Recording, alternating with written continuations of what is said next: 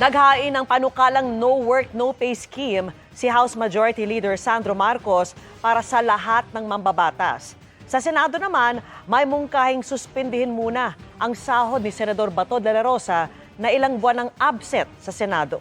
Nakatutok si JP Soriano. Kada buwan, pinapasahod ng taong bayan ang mga senador at kongresista ng halos o mahigit 300,000 piso sa ilalim ng salary grade o SG-31. Pwede pa ngang umabot sa hanggang 400,000 piso kada buwan kung maging Senate President o House Speaker. Hindi pa kasama diyan ang mga bonus at iba pang benepisyo. Para umano matiyak na deserve ang ganitong sahod, inihain ni House Majority Leader Sandro Marcos ang House Bill 7432 o panukalang no work, no pay scheme para sa lahat ng mababatas. Ibig sabihin, babayaran lang sila kung pumasok at nagtatrabaho tulad ng pagdalo sa mga sesyon sa plenaryo, paglahok sa mga committee hearing, at paglahok sa official activities.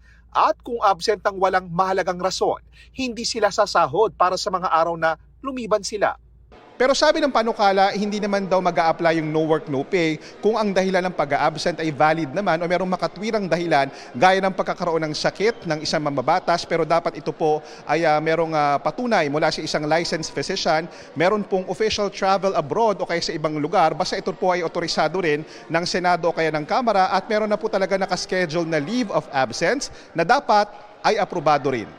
Nakausap namin ang co-author ni Marcos sa panukala na sina Botas Representative Toby Tiangco na na-inspire umanong mag-refile ng isa pang bill kahit mga mambabatas ang tatamaan. Natuwa ako dun sa no work, no pay bill kasi it shows na gusto na natin magreforma dito sa House. No?